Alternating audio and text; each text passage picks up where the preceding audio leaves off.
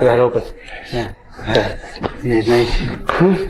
Yeah, it's nerves in the end. The temple does. Get up a little higher. Do it. Right. That's it. Right. Quick. Quick. 1, 2. 1, 2. Yeah.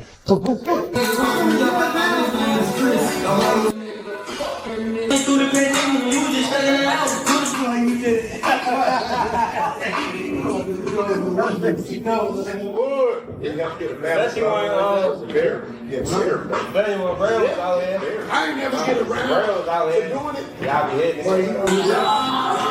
Grandfather bringing all the smoke on, baby. What they think you go, how they do that thing, cooking it, that's what it means. So we gonna be cooking while I leave. The tension is building as Shakur Stevenson and Teofimo Lopez gear up for what could be their biggest fight yet. Both camps are locked in serious preparation mode, with each fighter bringing their own brand of intensity to every training session. You can feel the electricity in the air as they sharpen their weapons, knowing that pride, legacy, and supremacy are all on the line. This isn't just another bout, it's a collision course between two elite talents, ready to settle who belongs at the top. It's fun. It's a fun day every day, but it's serious when he's sparring. He gets down to nitty-gritty, does his thing, just embarrasses a lot of the sparring partners. And again, I tell them, have fun in there. Like, just make boxing great again, make boxing fun again. Oh, it is a little one. Man, I've been working my ass off so much. His opponent is undefeated. He's a frigidity boxer. He jumps in, jumps out. But there's one thing we see that he don't do. Training camp is where Teofimo Lopez transforms into a weapon of destruction. Working alongside the legendary Freddie Roach, every combination flows with deadly precision and knockout power. Roach isn't letting up for a second, pushing Lopez through grueling sessions that test both his physical limits and mental toughness. The focus is razor sharp, the technique flawless, and the hunger undeniable. This is what championship-level preparation looks like when a fighter knows he's about to step into the biggest moment of his career. That's it. There you go. That's it. Quick. Quick. Like this. There you go. 1, 2. 1, 2. Right. I can get to me. Say me. Yeah. Yeah. 2, 3, 4. 1, 2. 1, 2. 1, 2 hook in. Double hook. See that? Right. Oh!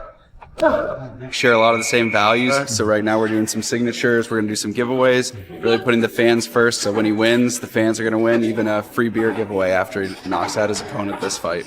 Just doing things like this is what really matters, you know, at the end of it. When I'm in there in the gym, I'm having a great time. That's what I love to do, but over here, you know, it's just all about giving back.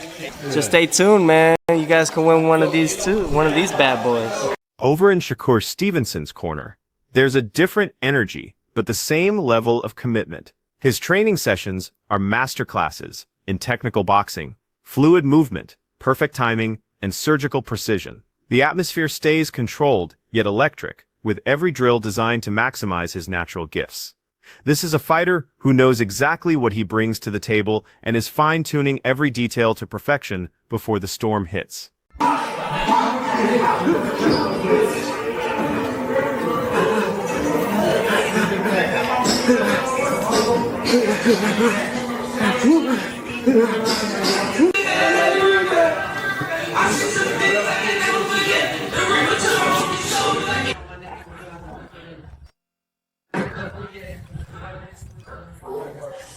Oh my God. Oh my God.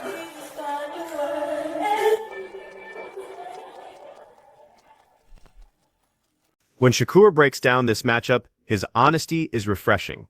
He gets why people see this as his toughest test yet. Teofimo's been a problem since their amateur days, and that hasn't changed. But here's what separates champions from contenders. Shakur specifically wanted this smoke. He could have taken easier fights, but growth only comes from facing the best.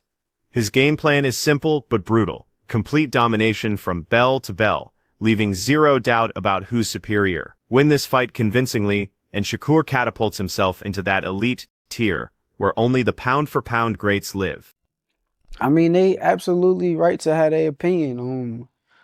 I already know this guy's good. I done came up in the amateurs with him. I chose this for that reason. Like, I chose this because I wanted to challenge myself. I wanted to put myself in a situation to where I'm able to raise my game up to another level. So that was my whole purpose. Do you feel like you got to be real dominant in this fight? Because, I mean, Tio, he from New York, and, you know, you having a fight in New York, and the judges, man. You never know, yo.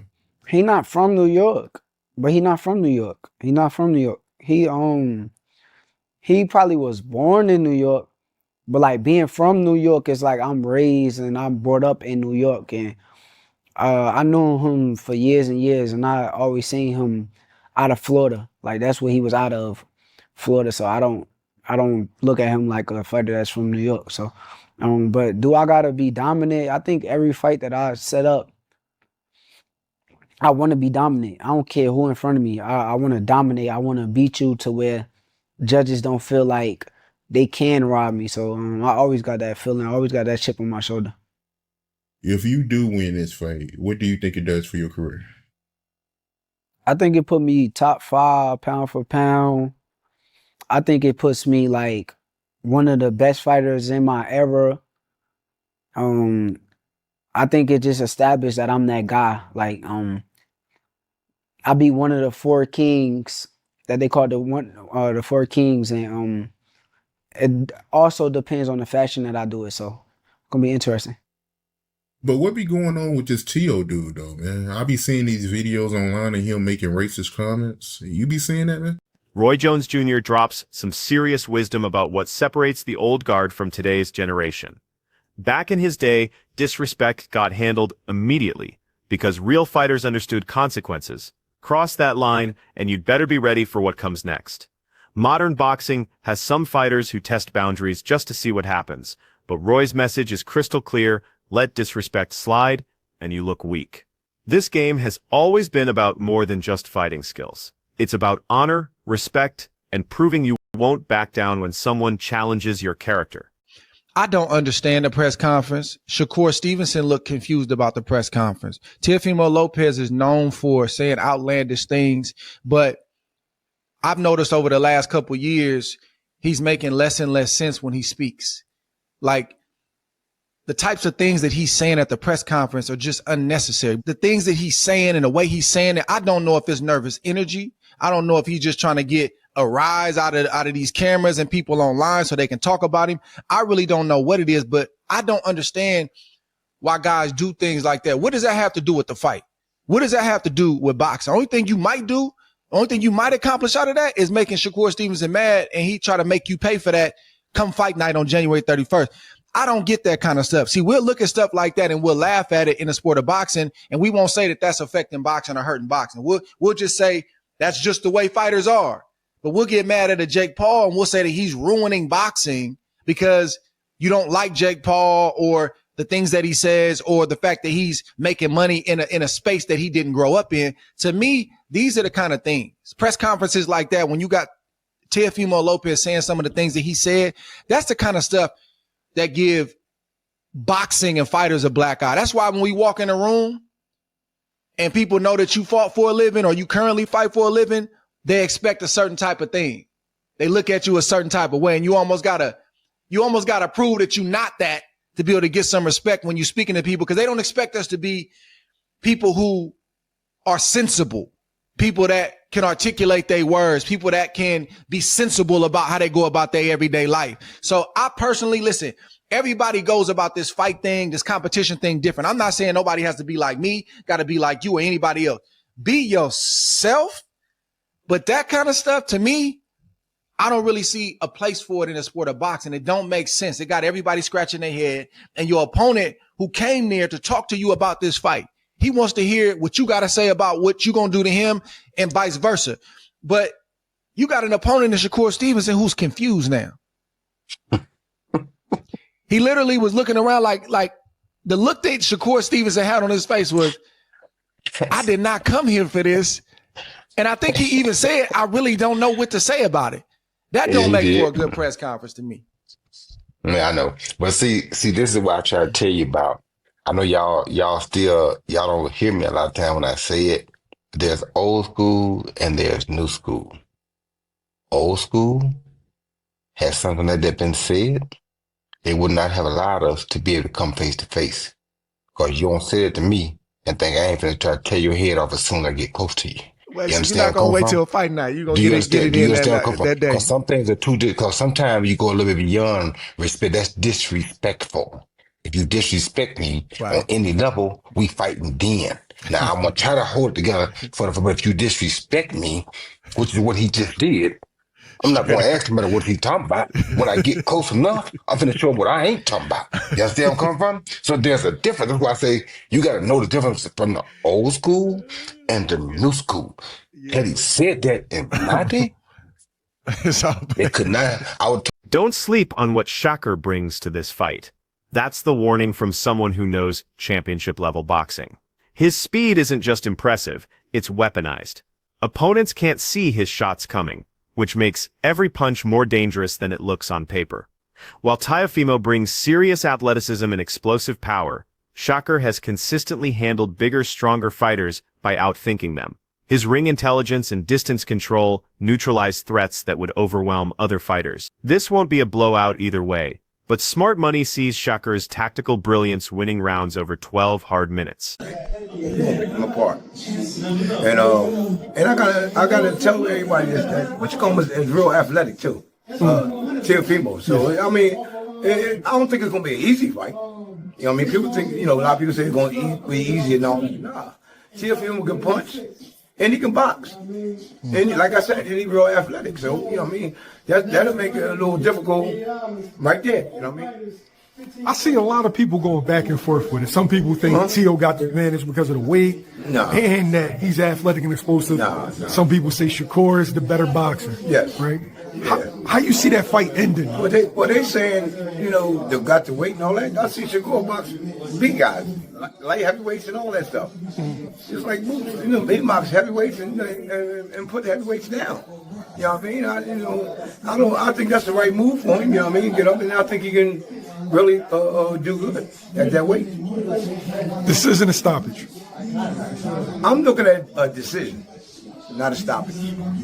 But then it all according how Teo come in. If Teo come at him, he gonna run into some shots. It might be over. You know what I mean? Now, you always tell me it's the shot that you don't see coming. That's it. That power is speed. Right. So, could it be a situation where people underestimate Shakur's punching power? Yeah. I think Shakur can punch. You know what I mean? I think he can punch. It's just like I said, speed is power. Not them guys, muscle bound guys come in and they tell me, he can punch and all that. Like I just got finished saying, like you just got finished saying, matter of fact. The punch that you don't see knocks him out. And they always say, man, I didn't see that punch coming. That's the one you worry about. The respect between these fighters runs deep, which makes this matchup even more compelling. Shakur has never had beef with Teofimo personally. He genuinely admires his speed, power, and athletic ability. Sure, Lopez can be controversial with his comments, but Shakur doesn't take that stuff to heart. If anything, those moments just add fuel to his competitive fire. What he sees in Teofimo is a hungry fighter chasing greatness, just like himself. This battle isn't about hatred or grudges. It's about two elite talents measuring themselves against each other when everything matters most. Done. I wanna make it happen, so let me hit the guy up. Honestly, I had been set it up with the higher power people. I kind of asked them, can we make the fight happen? But once it got closer to getting it done, I kind of reached out to Teo, and he was cool. And obviously this is happening at 140. Why were you interested in that? Why the decision to move up from 135? I'm not moving up to 140 pound division just yet. I'm actually a 35 pounder, but I moved up for this fight because I know that why would I bring him down? I would have to come up to his weight if I want to fight him. So it only made sense.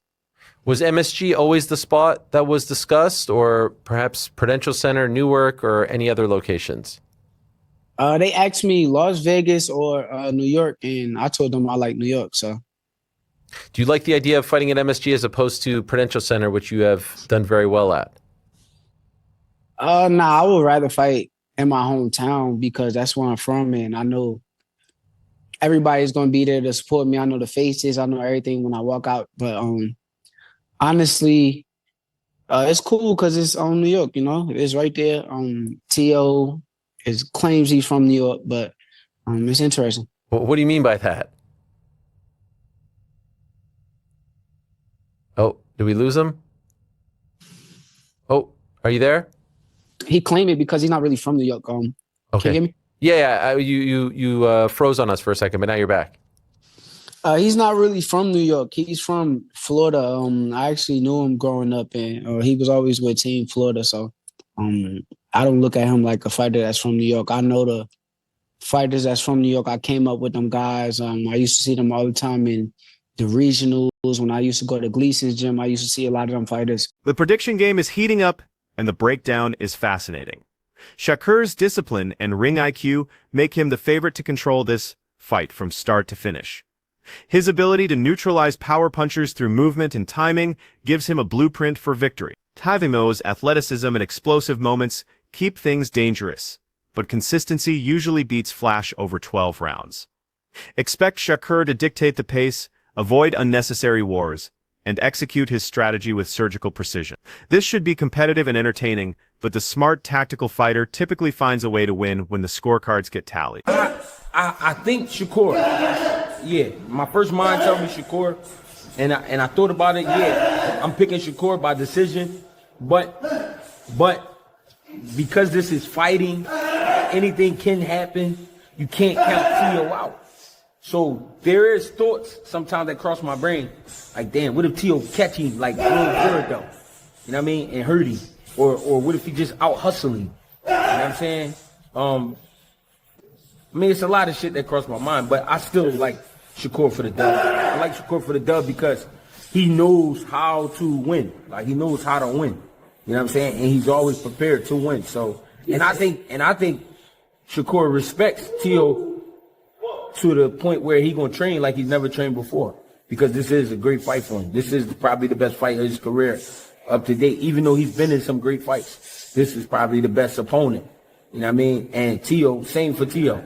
So when it's like that, when you put Magic and Bird together, it happens. You know what I'm saying? That's it for today's video. Stay tuned until next time.